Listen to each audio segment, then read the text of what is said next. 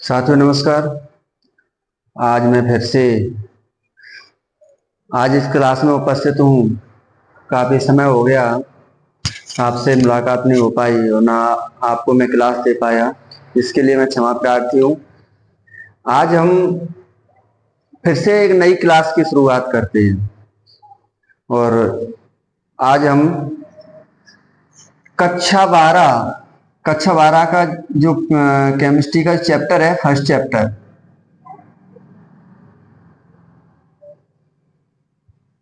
कक्षा 12 का पहला चैप्टर है विलयन। इस विलयन को पढ़ते हैं।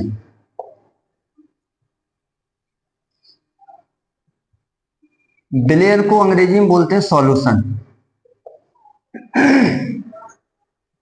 विलयन होता क्या है, सबसे पहले इसके बारे में पहले बारीकी से चर्चा करते हैं कि विलयन होता क्या है। ये जो विलयन है, इस विलयन को हम घरेलू रूप में भी इसका उपयोग करते हैं।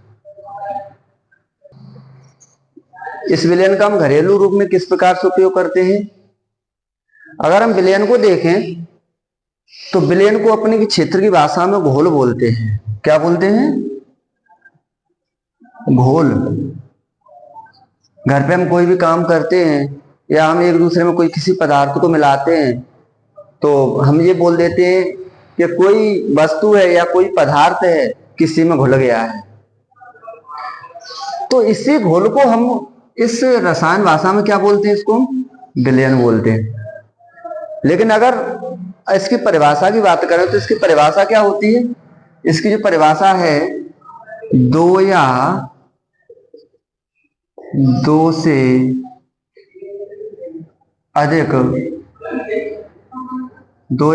अधिक पदार्थों का समांगी मिश्रण, दो या दो से अधिक पदार्थों का समांगी मिश्रण विलयन कहलाता है।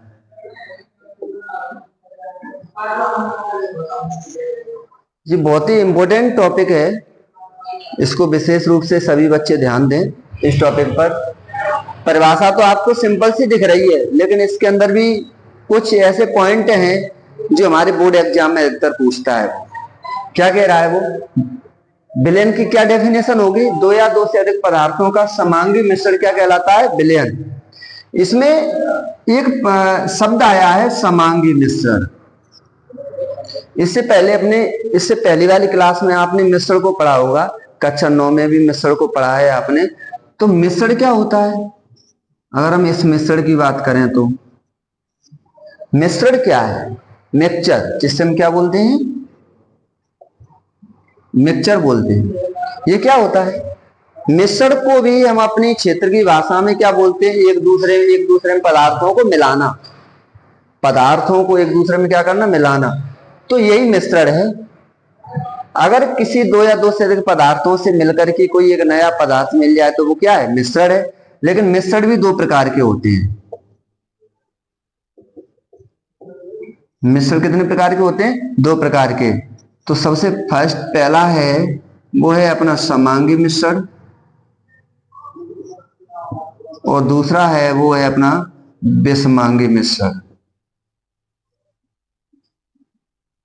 आपने कक्षा 9 में पढ़ा होगा कि समांगी और विषमांगी मिश्रण क्या होता है। ऐसा मिश्रण या दो से अधिक पदार्थों को मिलाने पर जो पदार्थ क्या हो जाए? एक दूसरे में पूरी तरीके से मिश्रित हो जाए, यानी पूरी तरीके से घुल जाए, तो वो कैसा मिश्रण है? समांगी मिश्रण है। और जब इन दोनों मिले हुए पदार्थों को इनको अलग ना कर सकें तो ये कैसा मिश्रण है? समांगी मिश्रण है। विषमांगी मिश्रण क्या होगा? जिन पदार्थों को एक दूसरे में मिला दें लेकिन मिलाने पर क्या हो? ये एक दूसरे से अलग ना हो। तो अगर हम उदाहरण की बात करें तो इसमें जैसे शरबत है, शरबत को हमें मालूम है किस प्रकार से बनाते हैं। इसमें कुछ चीनी की मात्रा रहती है और जल की मात्रा रहती है। इन दोनों को मिलाने पर क्या बन जाता है? शरबत बन जाता है। लेकिन विषमांगी मिश्रण हम बात करें तो शरबत और चीनी और जल, इन दोनों को मिला दें तो इन दोनों मिश्रित तो हो जाते हैं, पूरी तरीके से घुल जाते हैं, लेकिन हम इनको अलग नहीं कर सकते। दूसरी बात है विषमांगी मिश्रण। दूसरा विषमांगी मिश्रण ही क्या है? एक दूसरे मिलाने के बाद भी हम इनको अलग कर सकें। इस प्रकार से उदाहरण देखो, जैसे जल प्लस बालू। अपनी क्षेत्र की भाषा में इसको हम रेत भी बोल देते हैं, लेकिन जल और बालू, जो रेता होता है ना वही बालू है। जल और बालू को अगर हम मिला दें तो ये मिश्रित, ये एक दूसरे में मिला तो सकते हैं, लेकिन हम जल और बालू को हम अलग भी कर सकते हैं, तो ये विषमांगी मिश्रण है। लेकिन ये विलयन जो हम फर्स्ट चैप्टर में पढ़ रहे हैं, ये कैसा मिश्रण है? दो या दो से अधिक पदार्थों का समांगी मिश्रण ही क्या कहलाता है? विलयन कहलाता है। यानी हम ये भी कह सकते हैं, यहां से ऑब्जेक्टिव टाइप में क्वेश्चन ही बन सकता है,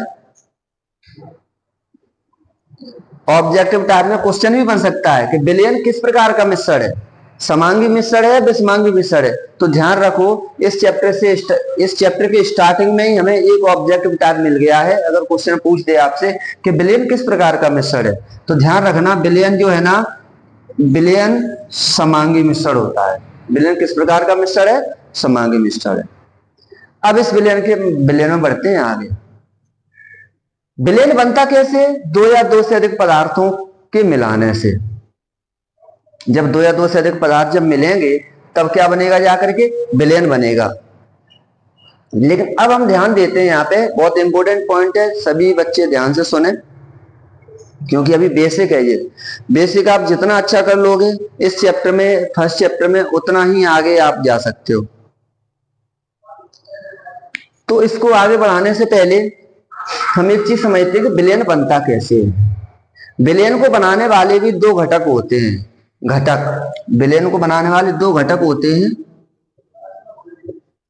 घटक कहें या हम इनको अवयव भी बोल सकते हैं या इनको हम अंग भी बोल सकते हैं। विलयन को बनाने वाले दो घटक होते हैं, यानी दो अवयव, यानी दो अंग होते हैं। कौन कौन से होते हैं? पहला होता है विलेय, विलेय को अंग्रेजी में बोलते हैं हम सॉल्यूट, और दूसरा होता है विलायक। विलायक को हम सॉल्वेंट बोलते हैं। विलेय और विलायक, विलेय और विलायक जी दो ऐसे अवयव हैं विलयन के, इन दोनों से मिलकर के ही किसका निर्माण होता है? विलयन का निर्माण होता है। विलेय और विलायक जब आपस में मिश्रित हो जाते हैं तो एक विलयन का निर्माण कर देते हैं। अब हम कैसे पता करें कि विलेय विलायक में घुलेगा, विलायक विलायक विलेय में घुलेगा? तो यहाँ पे ये सारी चीज देखते हैं हम ऐसे देखते हैं, विलेय प्लस विलायक, विलेय प्लस विलायक क्या बन जाएगा? विलयन बन जाएगा। विलेय और विलायक दोनों मिलकर के क्या बनाएंगे? विलयन बनाएंगे। लेकिन ये तो एक बात का ध्यान रखना है, विलेय हमेशा विलायक में घोला जाता है। तो हम कैसे जानेंगे कि विलेय यानी जो पदार्थ जिसमें घुले, जो पदार्थ जिसमें घुले वो तो विलेय है, और जो पदार्थ घोल रहा है, अब घोलने वाला कौन है? विलायक। घोलने वाला कौन है? विलेय। देखिए ध्यान से, यहाँ पे विलेय, विलेय विलायक में घुलेगा, यानी विलेय जो पदार्थ है वो कम मात्रा में है, विलायक ज्यादा मात्रा में होता है, तभी तो हम किसी पदार्थ को एक दूसरे में घोल सकते हैं। विलेय की मात्रा हमेशा कम रहती है और विलायक की मात्रा ज्यादा रहती है, तब हम विलेय को जाकर के विलायक में घोल सकते हैं। जो पदार्थ घुलता है वो विलेय है और जो पदार्थ घोलता है वो विलायक है। अब विलेय घुल रहा है और विलायक क्या कर रहा है? घोल रहा है, तब जाकर के किसका निर्माण होता है? विलयन का निर्माण होता है। अब यहाँ पे हम आगे देखते हैं इस विलयन को। ये जो विलयन है, एग्जाम्पल देकर के, उदाहरण देकर के हम बताते हैं आपको। जैसे हमने चीनी ले ली और चीनी में हमने क्या मिला दिया? जल बना दिया, तो हमें एक विलयन तैयार हो गया शरबत के रूप में। चीनी ले ली हमने और जल लिया, दोनों को मिलाकर के हमने दोनों को मिलाया तो शरबत का निर्माण हुआ। कौन किस में घुला? चीनी जल में घुली, चीनी जल में घुली। अगर यहाँ पे चीनी की मात्रा अगर ज्यादा होती तो जल में नहीं घुलती, चीनी की मात्रा कम है इसलिए वो जल में घुल रही है और किसका निर्माण हो रहा है? शरबत का निर्माण हो रहा है। तो कौन किस में घुल रहा है? चीनी तो विलेय हुआ और जो घुल रहा है जल, जल कौन हो गया? विलायक हो गया। तो हमेशा ध्यान रखना, हम इसको अभी एग्जाम्पल के रूप में समझ रहे हैं, लेकिन आगे हम इनको सिंबल में समझेंगे। इसको हम कि सिंबल में किस प्रकार से समझेंगे, संकेतों में किस प्रकार से समझेंगे। तो हमेशा अभी से ही इन संकेतों पे ध्यान देना है, क्योंकि हम आगे जो चैप्टर में यूज करेंगे वो संकेतों को उपयोग में लेंगे। संकेत क्या होते हैं, देखिए विलेय और विलायक, यहीं से समझते हैं हम। विलेय की मात्रा कम होती है, विलायक की मात्रा हमेशा ज्यादा होती है, तभी विलेय विलायक में जाकर ये घुलता है। बड़ा कौन है, किसकी मात्रा अधिक है, विलायक की अधिक है। विलेय की मात्रा कम है तो विलायक की मात्रा अधिक है, यानी विलायक क्या हुआ, बड़ा हुआ, विलेय छोटा हुआ। तो हम विलेय को सबसे पहला एक संकेत दे देंगे। क्या संकेत देंगे, विलायक को संकेत हम ए देंगे और विलेय को संकेत हम बी देंगे। तो इस संकेत से हमें ये पहचान लेना है कि जहां पर भी आपको ए मिले वो विलेय विलायक है। ठीक है,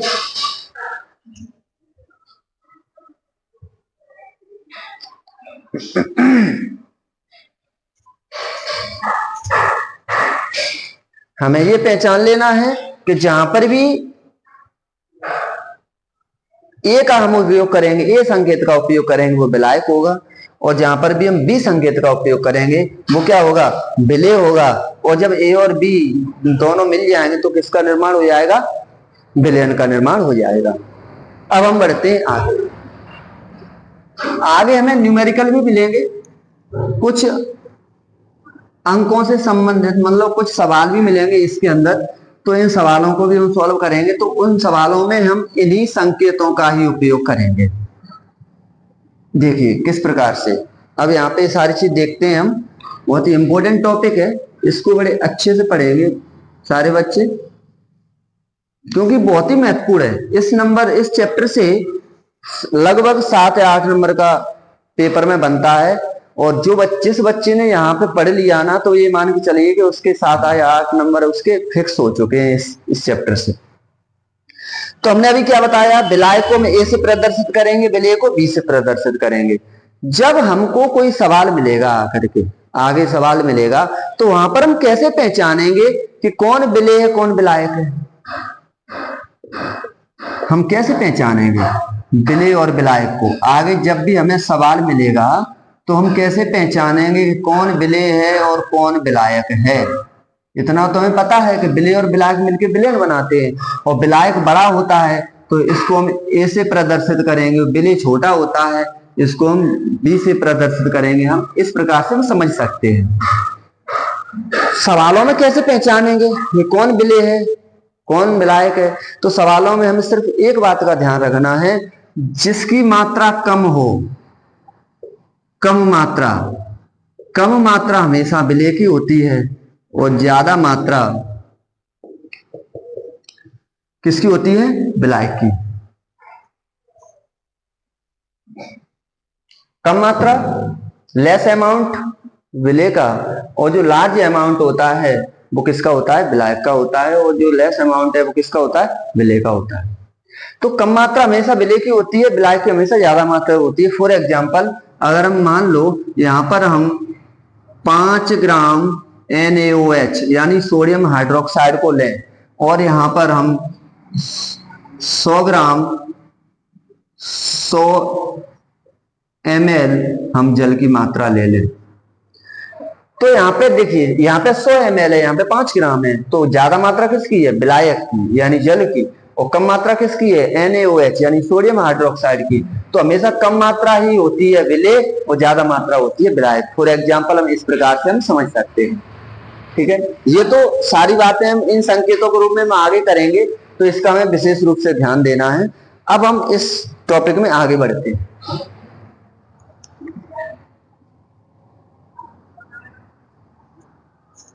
जो भी बच्चे नोट करना चाहते हैं इसको नोट करके रखें।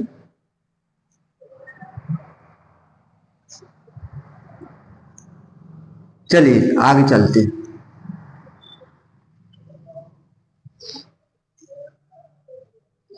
अब हम बात करते हैं विलयन में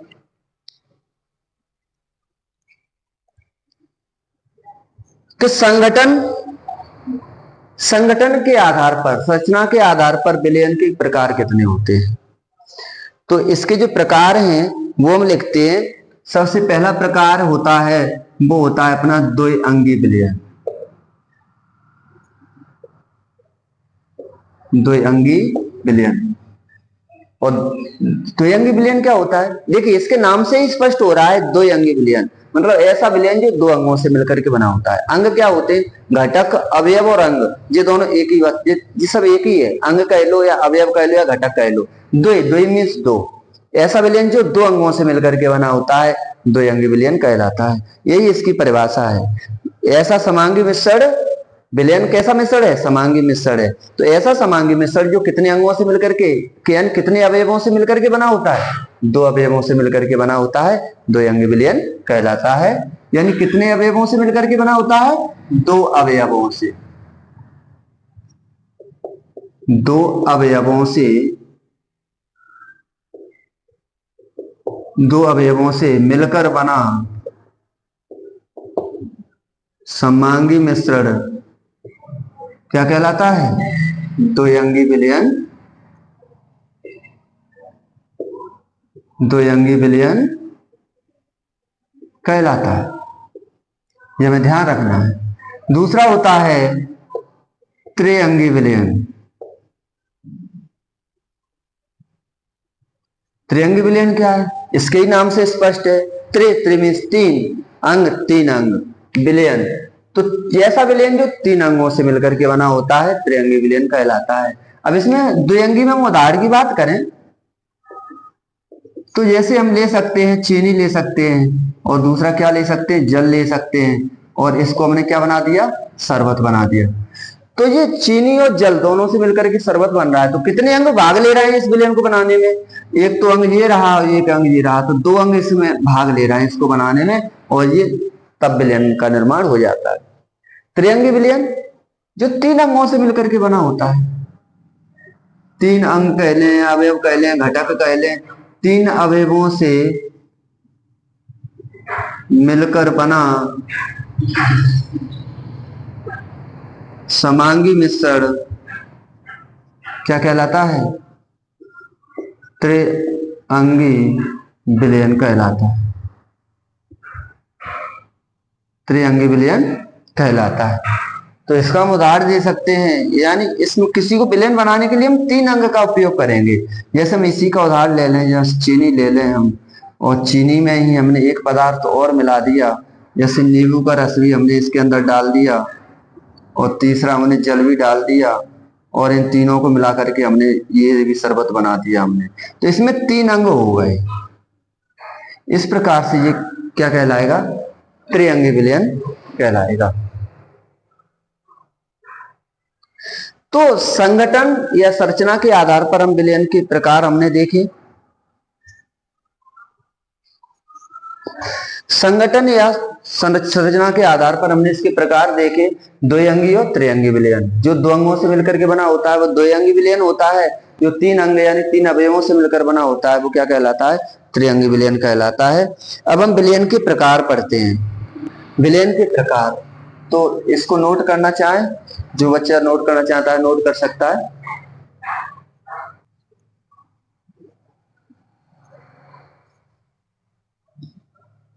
अब हम विलयन के प्रकार पढ़ते हैं।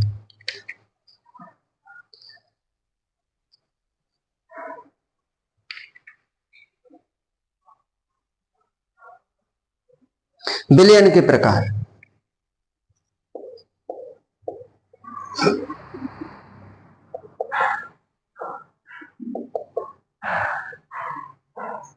विलयन के प्रकार दो अवस्थाओं के आधार पर हैं। एक तो विलयन की भौतिक अवस्था और एक है विलयन की सांद्रता अवस्था।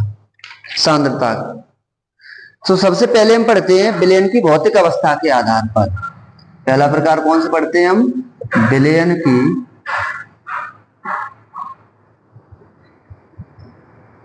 भौतिक अवस्था के आधार पर। भौतिक अवस्था के आधार पर, विलयन की भौतिक अवस्था के आधार पर, विलयन की भौतिक अवस्था के आधार पर हम विलयन को देखते हैं कि ये कितने प्रकार के होते हैं।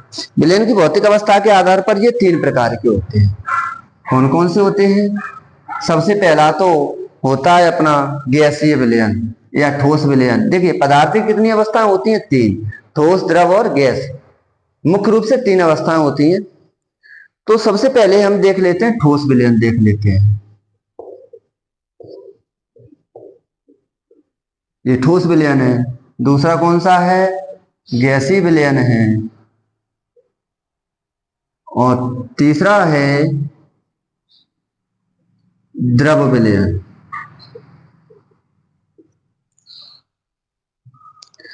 Gaseous solution, liquid solution and solid solution, तीनों को देखते हैं हम। सॉलिड सॉल्यूशन फर्स्ट वाला हो जाएगा, सेकंड तो अपना गैसीय सॉल्यूशन हो जाएगा, और थर्ड अपना लिक्विड सॉल्यूशन हो जाएगा। तो ठोस सॉल्यूशन क्या होता है? ठोस सॉल्यूशन अगर हम बात करें तो पदार्थ की तीन अवस्थाएं होती हैं। इन तीनों अवस्थाओं में ही एक दूसरे से पदार्थ मिलकर के बने होते हैं।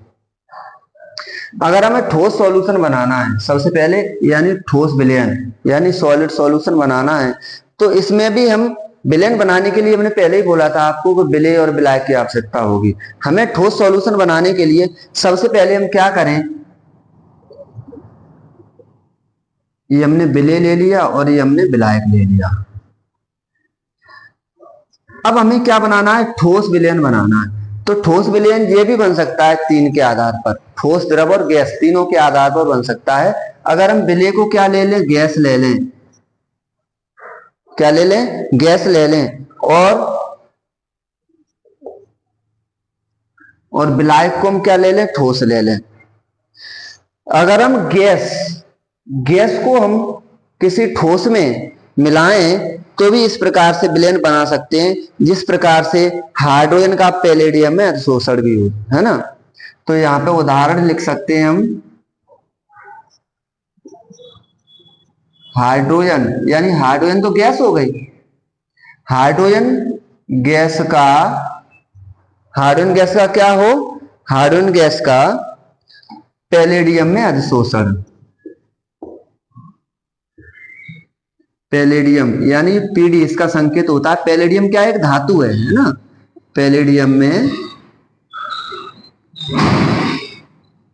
अधिशोषण मतलब हाइड्रोजन गैस है और इसको हम विलायक यानी किसी ठोस धातु यानी पैलेडियम धातु ले लें, तो पैलेडियम धातु क्या करती है? गैस को क्या कर लेती है? अपने अंदर समाहित करने के बाद अवशोषित कर लेती है, और इस प्रकार से कैसा सॉल्यूशन बन जाता है? एक ठोस सॉल्यूशन बन जाता है। दूसरा है द्रव को अगर हम ठोस के साथ मिला दें, अगर किसी हम ऐसा द्रव ले लें और उसको भी हम किसके साथ मिला दें? ठोस के साथ। तो द्रव में चलो ले लेते हैं, उदाहरण में हम द्रव में हम ले लेते हैं पारा यानी इसको मरकरी बोलते हैं, और इसका संकेत होता है Hg। पारा मरकरी कह लें या हम इसका संकेत Hg। पारा, देखिए सभी धातुएं क्या होती हैं? ठोस अवस्था में होती हैं, लेकिन इसमें एक धातु है जो है मरकरी, जो कैसी अवस्था में होती है? द्रव अवस्था में होती है। पारा ही एक ऐसी धातु है जो कौन सी अवस्था में पाई जाती है? मरकरी यानी द्रव अवस्था में पाई जाती है। तो अगर हम पारा धातु को ले लें और कोई ऐसा ठोस क्या ले लें? हम सोडियम ले लें, यानी पारे को हम क्या करें? सोडियम के साथ अमलगम बनाएं। पारा का सोडियम का संकेत होता है Na। सोडियम भी धातु है, ये भी बहुत तेज अभिक्रियाशील धातु है, ये वायु और जल के साथ बहुत जल्दी क्रिया करती है। तो पारा अगर हम सोडियम धातु के साथ मिला दें तो पारा और सोडियम का क्या बन जाएगा? अमलगम बन जाएगा। तो जब पारे को भी हम द्रव अवस्था में लेकर के कोई ठोस धातु सोडियम ले लें और इन दोनों को एक दूसरे में मिला दें हम, तो इसका अमलगम बनेगा। और अमलगम किस प्रकार का होगा? ये इस प्रकार से कुछ कहलाएगा HgNA यानी Na और Hg का अमलगम। इस प्रकार से हम ठोस विलयन को ऐसे ही बना सकते हैं, ठोस को ठोस में मिला करके। ठोस धातुओं को ले लें हम और ठोसों में ही क्या करना है? मिला दें। ऐसी बहुत सारी धातुएं हैं जो मिश्रित धातुएं कहलाती हैं, जो ठोस से ही मिलकर के बनी होती हैं। बहुत सी ऐसी धातुएं हैं जो ठोस से ही मिलकर के बनी होती हैं, जैसे पीतल। उदाहरण का ले लें? पीतल का ले लें। पीतल कैसी धातु है?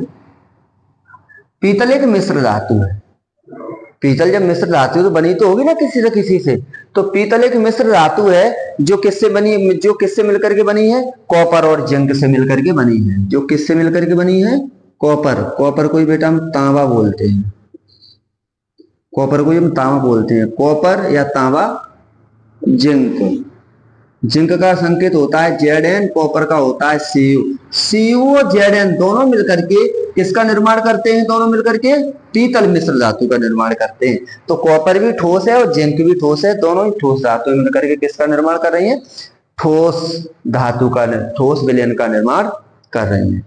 अब ठोस विलयन हमें पीतल बनाना है तो हमें क्या करना पड़ेगा, दोनों को अपने अपने टेम्परेचर पर गर्म करना पड़ेगा। जब दोनों अपने टेम्परेचर पर द्रव अवस्था में आ जाएंगी तो एक दूसरे के साथ मिल जाएंगी। जब जैसे ये ठंडी होंगी तो कौन सी अवस्था में आ जाएंगी, तो ये कैसा बन गया है, ठोस विलयन बन गया, एक दूसरे में मिश्रित हो गया। एक इस प्रकार से दोनों ही समांगी मिश्रण में होने के बाद क्या बना लिया उन्होंने, पीतल बना दिया। तो इस प्रकार से ठोस विलयन का निर्माण हो जाता है। लेकिन दूसरा और है गैसीय विलयन, द्रव विलयन। ये भी तीनों अवस्थाओं में, ठोस, द्रव और गैस अवस्था में अपने अपने जो विलयन है वो बनाती हैं। तो पहले ठोस विलयन हो गया, इसको नोट कर लें सभी।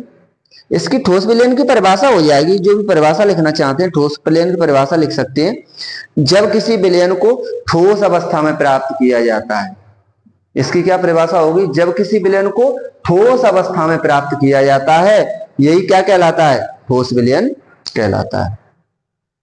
अगर हम गैस को ठोस में मिलाएं तो यहाँ पे ठोस अवस्था में पैलेडियम धातु है, हाइड्रोजन गैस को अवशोषित तो कर लेगी, लेकिन जो विलयन बनेगा वो ठोस अवस्था में जाकर के मिलेगा अपन को। द्रव और ठोस, यानी पारा जो है ना द्रव है, सोडियम ठोस है, इन दोनों को मिला दें तो ये ठोस विलयन अमलगम बना करके ठोस रूप में आ जाएंगे। और ठोस ये मतलब कॉपर और जिंक दोनों ही ठोस अवस्था में है, इनको मिलाना है मिश्रण में, इनका मिश्रण करना है, तब जाकर के पीतल का निर्माण होगा। तो इस प्रकार से हमें ठोस विलयन बन जाता है। ठीक है, परिभाषा इसकी हो ही गई। परिभाषा क्या है, जब किसी विलयन को ठोस अवस्था में प्राप्त किया जाता है क्या कहलाता है, ठोस विलयन कहलाता है। आई समझ में। ये बहुत ही अभी टॉपिक में जो टॉपिक अपने चल रहा है ये बेसिक चल रहा है इस टॉपिकों का, ठीक है ना। तो इसी के आधार पर ये चैप्टर आगे बढ़ेगा। अगर आपने ये बेसिक को नहीं समझा तो चैप्टर में आगे बहुत ज्यादा आपके लिए प्रॉब्लम क्रिएट होगी। तो इससे अच्छा ये है कि सबसे पहले हम उन बेसिक पॉइंटों को समझ लें, जिससे में आगे आने वाले क्वेश्चनों में परेशानी ना आए, ठीक है ना। तो इसी प्रकार से हम अगला विलयन देखते हैं। जो अगला विलयन है वो है अपना गैसीय विलयन। इसको हटा रहे हैं।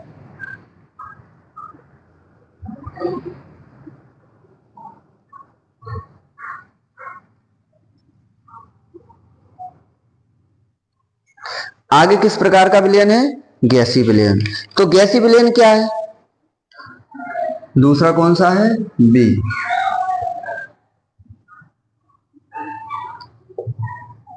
गैसीय विलयन। तो गैसीय विलयन को किस प्रकार से बनाएंगे, ऐसा विलयन जैसे गैसीय अवस्था में प्राप्त करते हैं हम गैसीय विलयन कहलाते हैं। जब किसी विलयन को गैसीय अवस्था में प्राप्त करते हैं, जब किसी विलयन को गैसीय अवस्था में प्राप्त करते हैं तो वो कैसा विलयन कहलाता है, गैसीय विलयन कहलाता है। तो इसी प्रकार से हम गैसीय विलयन बनाने के लिए भी हम विलेय और विलायक का उपयोग करेंगे। विलेय और विलायक, इसमें भी हम तीनों अवस्थाओं में जो पदार्थ होते हैं इसी प्रकार से हम मिलाएंगे और विलयन प्राप्त करेंगे। तो सबसे पहले विलयन जो प्राप्त कर सकते हैं, जो सबसे पहले है वो गैस में मिला करके, अगर गैस विलेय ले लें और गैस से हम विलायक को ले लें और एक दूसरे में मिला दें तो गैसीय विलयन अपन को मिल जाएगा। जैसे देखा होगा आपने कि वायुमंडल में विभिन्न प्रकार की गैसें हैं। अपने वायुमंडल में कार्बन डाइऑक्साइड है, हीलियम है ना, और ऑक्सीजन की मात्रा भी है, विभिन्न प्रकार, नाइट्रोजन भी है, विभिन्न प्रकार की गैसों का मिश्रण है अपने वायुमंडल में। और ये मिश्रण जो है तो सभी गैसीय अवस्था में, हाइड्रोजन भी है, सभी गैसीय अवस्था में है और सभी एक दूसरे के साथ क्या है, मिली हुई है। तो ये कैसा विलयन बना रही है, गैसीय विलयन बना रही है। तो गैस और गैस मिलकर के भी गैसीय विलयन का निर्माण करती हैं। जैसे फॉर एग्जाम्पल हम अगर लेना चाहें तो गैसों का मिश्रण ले सकते हैं, गैसों का मिश्रण वायु है ना, गैसों का मिश्रण हम बोल सकते हैं, या हम बोल सकते हैं वायु। अपने वायुमंडल में जो वायु है यानी हवा है, इस हवा में विभिन्न प्रकार की गैसों का मिश्रण है, ऑक्सीजन, नाइट्रोजन, हाइड्रोजन, है ना, ये सभी प्रकार की गैसें इस अपनी वायु में मिली हुई हैं। कार्बन डाइऑक्साइड जो हम सांस ले रहे हैं, इन सभी गैसों का मिश्रण है, ठीक है ना। तो गैस तो सभी गैसें हैं और गैस गैस में मिलकर के गैसीय विलयन का निर्माण करती हैं। और दूसरा है द्रव। द्रव को अगर हम गैस में मिला दें तब भी हमें गैसीय विलयन प्राप्त हो जाएगा। अगर किसी द्रव को किसी हम गैस में मिलाएं, किसी द्रव को क्या करें हम गैस में मिलाएं, तब भी हम क्या कर सकते हैं, गैसीय विलयन प्राप्त कर सकते हैं। जैसे हम देख सकते हैं कि क्लोरोफॉर्म को अगर हम क्या करें, क्लोरोफॉर्म को नाइट्रोजन गैस में मिश्रित कर दें, क्लोरोफॉर्म CHCl3, क्लोरोफॉर्म का सूत्र क्या होता है, CHCl3। यानी इसी क्लोरोफॉर्म को हम क्या करें, क्लोरोफॉर्म बेहोश करने के काम आता है। जितने भी आज के समय में चोर लुटेरे जो भी है ना, रूमाल पे छिड़कते हैं और किसी की नाक से लगा देते हैं, तो क्या होता है, वो इंसान कुछ समय के लिए निश्चित अवस्था में यानी बेहोश अवस्था में पहुंच जाता है। तो इसमें क्लोरोफॉर्म का उपयोग किया जाता है, यानी CHCl3 का उपयोग किया जाता है। इसी क्लोरोफॉर्म एक द्रव अवस्था में है, और अगर हम क्लोरोफॉर्म को नाइट्रोजन गैस में मिश्रित करें, क्लोरोफॉर्म को किस में मिला दें हम, नाइट्रोजन गैस में, यानी N, नाइट्रोजन का संकेत क्या होता है, N, नाइट्रोजन गैस में क्या कर दें हम, मिला दें, तब भी हमें गैसीय विलयन प्राप्त होगा। यानी नाइट्रोजन गैस में जैसे हम क्लोरोफॉर्म को मिलाएंगे तो हमें किस प्रकार का विलयन प्राप्त होगा, गैसीय विलयन प्राप्त होगा। और अगला है ठोस। अगर हम किसी ठोस को भी हम क्या करें, ठोस को हम क्या करें, गैस में मिला दें। ठोस विलेय है और विलायक क्या है, गैस है। तो ठोस से सीधा गैस हम किस प्रकार से प्राप्त कर सकते हैं, कैसे विलयन बना सकते हैं। तुमने देखा होगा घर में हम सभी लोग हवन के समय पर या किसी कोई अच्छा कार्यक्रम होता है घर पे कोई, तो उसमें उस समय हम कपूर लेके आते हैं, कपूर। तो कपूर को हम देखा होगा जब भी हम जलाते हैं तो सीधा क्या होता है, सीधा ठोस अवस्था में आता है। तो वो सीधा ही द्रव अवस्था में न बदलते हुए, वैसे बहुत से ऐसे ठोस पदार्थ हैं इनको अगर हम गर्म करें तो सबसे पहले द्रव अवस्था में जाते हैं, तब जाकर के गैसीय अवस्था में बदलते हैं। लेकिन ये कपूर ऐसा पदार्थ है जो कपूर सीधा ही गैस अवस्था में बदलता है। और ये प्रक्रिया कौन सी कहलाती है, ऊर्ध्वपातन, यानी ठोस से सीधे गैस में बदलना, सीधे गैस में बदलना, ये क्या कहलाती है, कौन सी प्रक्रिया होती है। जो पदार्थ ठोस से सीधे गैस में बदलता है वो ऊर्ध्वपातन की प्रक्रिया होती है। कौन सी होती है, ऊर्ध्वपातन प्रक्रिया होती है। और उदाहरण के लिए बात करें वो कपूर, जो कपूर है ना उसको गर्म करो तो सीधा ही ठोस से गैस में बदलता है। और भी है, नेफ्थलीन है, नेफ्थलीन की जो गोलियां होती हैं तुम जलाओगे तो सीधे ठोस अवस्था सीधे गैस के रूप में बदल जाती हैं। तो नेफ्थलीन की गोलियां भी होती हैं जो सीधे ठोस से गैसीय अवस्था में प्राप्त होती हैं। तो इस प्रकार से गैसीय विलयन का भी निर्माण हो जाता है। एक और है, वो कौन सा विलयन है, ये सभी भौतिक अवस्था के आधार पर विलयन चल रहे हैं, ध्यान रखना। इसके बाद सांद्रता के आधार पर आएंगे, वो भी बहुत इंपॉर्टेंट है क्योंकि सांद्रता के ऊपर तो पूरा चैप्टर ही है, तो ध्यान रखना। अगले विलयन की बात करते हैं, वो विलयन कौन सा है, वो विलयन है अपना द्रव विलयन।